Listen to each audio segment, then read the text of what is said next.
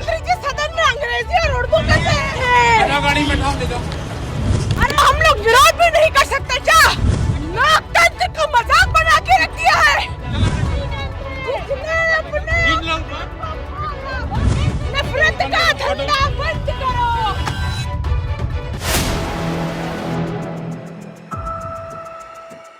4 PM news network में आप सभी का स्वागत है। मैं हूं क्षितिज कांत। 45 दिन चलने वाले महाकुंभ में एक बड़ा हादसा 29 जनवरी 2025 को होता है, संगम नोज। उसके बाद झूसी में हादसा होता है और ये हादसे ऐसे विभत्स थे जो पूरे देश भर में चर्चा का विषय बनते हैं। और 4 PM न्यूज़ नेटवर्क के कैमरे ने 67 नंबर का शव रिकॉर्ड किया था, 58 नंबर का शव रिकॉर्ड किया था। और उसके बाद आपने देखा किस तरीके से पूरे प्रदेश भर में हलचल मच गई थी, तमाम बातें हो रही थी। 30 शव का आंकड़ा दिया गया और उसके बाद आपने देखा मल्लिका अर्जुन खड़गे हो, समाजवादी पार्टी के सुप्रीमो अखिलेश यादव हो, तमाम बड़े नेताओं ने सवाल पूछा कि आखिरकार आंकड़े थे कितने। ग्राउंड स्तर पर आपने देखा जो प्रयागराज वासी थे उनके बीच में भी हम थे, जो चश्मदीद थे वो भी बोलते थे कि आंकड़े सैकड़ों में हैं, कुछ कहते थे हज़ारों में हैं। और तमाम बातें ऐसी थी कि जो शव थे उनको दफनाया तक गया, सब छिपाने की बात तक आई। तमाम इस तरीके की चीज़ें अफवाहों की तरफ फैल रही थी। लेकिन बीते दिन आपने देखा कि सोशल मीडिया पर एक वीडियो वायरल होती है समयून खान, जो कि समाजवादी पार्टी की नेत्री हैं, और वो जब जाकर विरोध करती हैं सूबे के मुख्यमंत्री योगी आदित्यनाथ के उस बयान का जो कि उन्होंने विधानसभा सत्र के दौरान दिया था, जिसमें उन्होंने कहा था गिद्धों को लाशें मिली और सुअरों को गंदगी दिखाई दी। लेकिन कुंभ के अंतिम दिन सूबे के मुख्यमंत्री योगी आदित्यनाथ की तस्वीर भी मास्क लगाए वायरल होती है, जो कि संगम के किसी तट पर होते हैं और वहाँ पर भी गंदगी होती है। तो क्या ये जो गतिविधियाँ जो हुई हैं वो किस हद तक सही है, और जो कि कहा गया कि 30 शव थे उसका क्या सच है? लेकिन समयून खान जो कल इन्होंने विरोध किया उस पर चर्चा करते हैं। हमारे साथ समयून खान जी हैं। कल आपने जब प्रदर्शन करने का प्रयास किया, पुलिस वालों ने आपको रोक लिया, चोट अभी तक हाथ में। कल हम लोगों के साथ जो व्यवहार हुआ है, आप यकीन मानिए हम लोगों को ऐसा लग रहा था कि कोई आतंकवादी हम लोग हैं।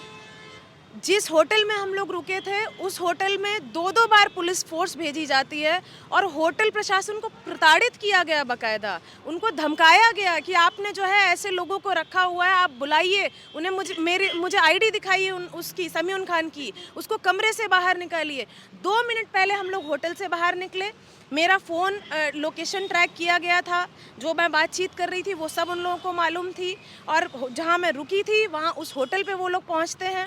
और जब विधानसभा के सामने हम लोग पहुंचे प्रदर्शन करने के लिए, इतनी बड़ी संख्या में पुलिस हम लोगों के पीछे पड़ गई। इस तरीके से हम लोगों को घेरा गया कि हमें ये एहसास हो रहा था कि हम अपने कोई सवाल पूछने मुख्यमंत्री जी से नहीं जा रहे हैं। हमें ऐसा लग रहा था कि हम कोई आतंकवादी हैं या कितना बड़ी हमने आपराधिक घटना कर दी है। एक सवाल मात्र से इतना डर गया ये सरकार, इतनी डर गई, ये प्रशासन इतना डर गया कि हम लोगों को रात 9 बजे तक हजरतगंज कोतवाली में बैठाला गया और हम लोगों को वहाँ से निकलने नहीं दिया गया। हमने कहा कि हमें फ़ोन दीजिए, हमें अपनों को फ़ोन करना है, जो हमारे 7 लोग थे हमें उनको फ़ोन करके जानकारी देनी है। हमें एक फ़ोन तक नहीं दिया गया। आप सोचिए कितना डर है इस सरकार में। आपको जब गिरफ्तार किया गया, गाड़ी में जब बैठाया जा रहा था, आपके गाड़ी चलने से पहले अंतिम शब्द थे मेरे साथ कोई बड़ी घटना कर सकते हैं, मीडिया कर्मी मेरे पीछे आए। ये डर किस बात का?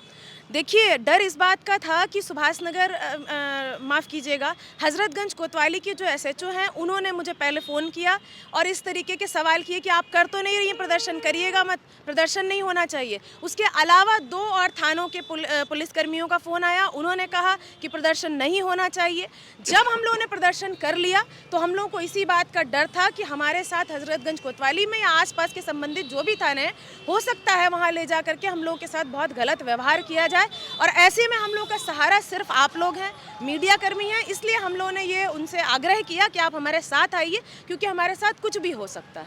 एक मैम सवाल और है, महाकुंभ जो स्टैम्पेड हुई, जो भगदड़ मची, भगदड़ के बाद ऐसी वीडियोस आ रही जिसमें लग रहा था शव कहीं ज़्यादा हैं, जो प्रशासन ने उस पर कहा भी ये अफवाहें हो सकती, लेकिन परिजन जो रो रहे थे, बिलख रहे थे, उनको इस तरीके के शब्द का प्रयोग सत्र के दौरान किया गया। इस तरीके से विपक्ष कहता है। सत्ता पक्ष की बात की जाए तो वो कहते हैं कि सिर्फ विपक्ष पे तंज कसने के लिए ये बात सूबे के मुख्यमंत्री योगी आदित्यनाथ ने की थी।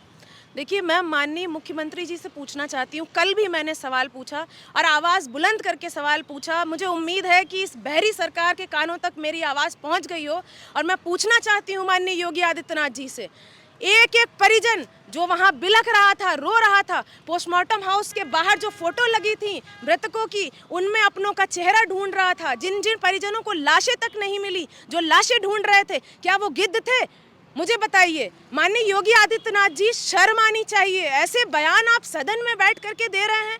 एक जिम्मेदार पद पर होते हुए, सूबे के सबसे बड़े पद पे आप बैठे हुए हैं और इस तरीके की आप सोचिए, ये उपहास बना रहे हैं, मृतकों का भी उपहास बना रहे हैं और उनके परिजनों का भी उपहास बना रहे हैं।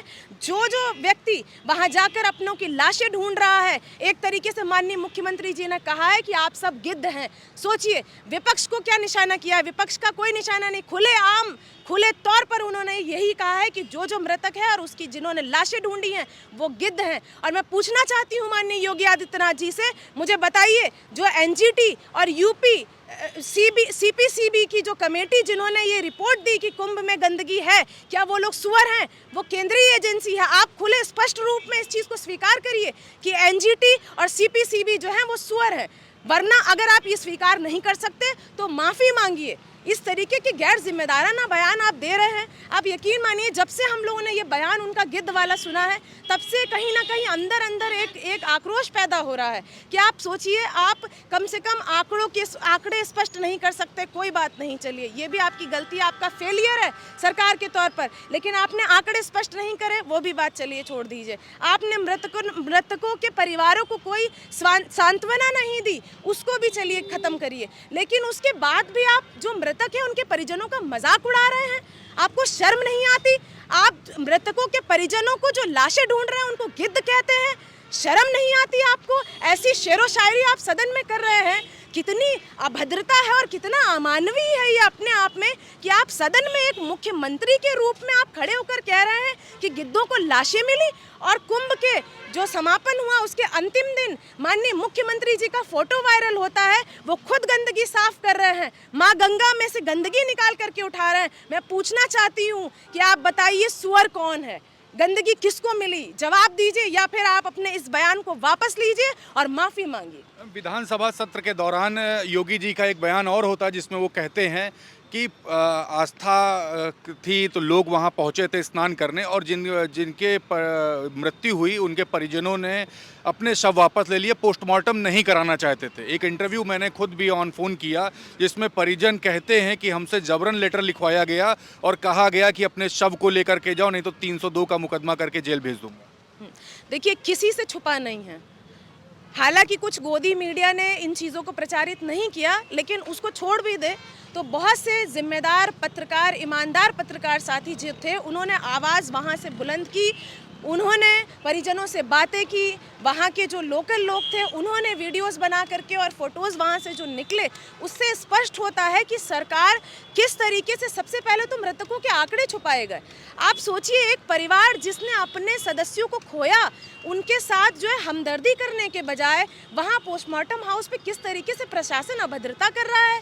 परिजनों को तो छोड़िए, एक जिम्मेदार पत्रकार को धक्के दे करके वहाँ से बाहर निकाला जा रहा है। तो आप अंदाज़ा लगाइए कि एक परिजन जो बहुत एक सामान्य परिवार से आता है और किसी दूसरे शहर से आकर के अपनों को ढूंढ रहा है, तड़प रहा है, रो रहा है, बिलख रहा है, उसके साथ इस प्रशासन का क्या रवैया था। मुझे शर्म आती है इस तरीके का आयोजन।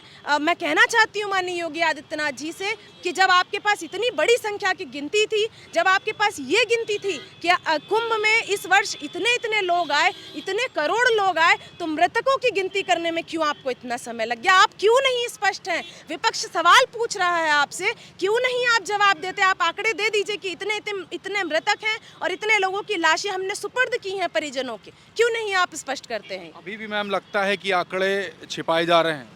बिल्कुल छिपाए जा रहे हैं। आप बताइए कहाँ स्पष्टीकरण दिया गया इस बात का? पूरा विपक्ष सवाल पूछ रहा है। विपक्ष को तो छोड़ दीजिए, आम जनता, प्रदेश का एक एक नागरिक पूछ रहा है कि बताइए कितने लोग मरे। जब आपके पास इस बात की गिनती है कि हमारे इस आयोजन में इतनी बड़ी संख्या में लोग आए, श्रद्धालु आए, तो मृतकों की संख्या आप क्यों नहीं बता रहे हैं, क्यों नहीं स्पष्ट कर रहे हैं? अभी एक आखिरी सवाल करूंगा। जो गंगा का या संगम का कह लीजिए जल था, अब वो अलग अलग जिलों में पहुंचाया जा रहा है लोगों तक। एनजीटी की रिपोर्ट आती है कि उसमें मानव मल की मात्रा मिली है और ऐसी मात्रा है जो लोगों को बीमार तक कर सकती। तमाम खबरें भी चलती हैं कुंभ खत्म होने के बाद कि लोग बीमार पड़ रहे हैं जो स्नान करके आए हैं। इस पर आपके मन में क्या है, क्या कहेंगे?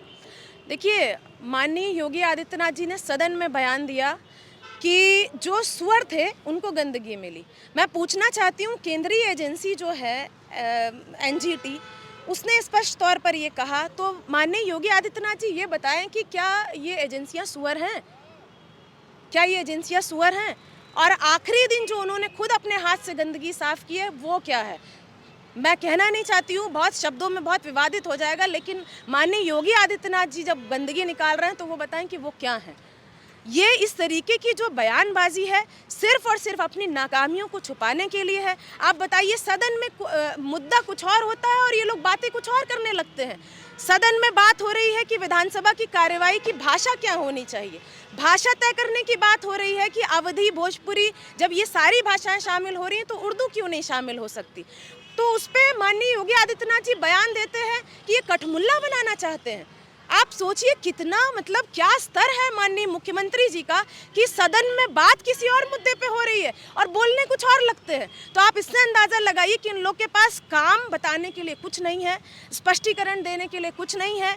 इस आयोजन में कहीं ना कहीं बहुत सारी कमियां हैं, जिन कमियों के बारे में ये सरकार छुपाना चाहती है, और छुपाने की वजह से ही ये कठमुल्ला जैसे, मौलवी जैसे बयान और ये गिद्ध जैसे बयान, जो सुअरों जैसे बयान, ये सब सारी चीज़ें जो हो रही हैं वो सिर्फ और सिर्फ उन गलतियों को छुपाने के लिए है। और मैं कहना चाहती हूँ, इतिहास में पहली बार ऐसा हुआ है, इतिहास में पहली बार उत्तर प्रदेश ने ऐसा मुख्यमंत्री देखा है कि किसी आयोजन में इतनी बड़ी संख्या में लोग मरे, श्रद्धालु मरे, और उसके बाद भी बेशरम की तरह सूबे का मुखिया आकर के कह देता है कि हमारा आयोजन बहुत सफल हुआ और किसी तरीके की कोई उसमें गड़बड़ी नहीं हुई और किसी तरीके की कोई खराबी आयोजन में नहीं हुई। तो ये शर्मनाक बात है और उत्तर प्रदेश के माथे पे ये एक धब्बा है।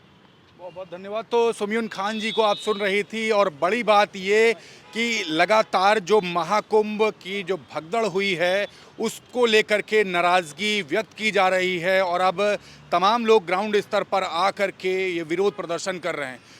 बड़ी बात ये कि सूबे के मुख्यमंत्री योगी आदित्यनाथ ने जो बयान दिए, जो बातें कही हैं विधानसभा सत्र के दौरान, उसको लेकर के नाराज़गी है। ये रिपोर्ट पूरी कैसी लगी आपको कमेंट बॉक्स में लिखते रहिएगा और जुड़े रहिएगा 4 PM न्यूज़ नेटवर्क के साथ। मैं हूं क्षितिज कांत, कैमरा पर्सन शुभम के साथ। धन्यवाद।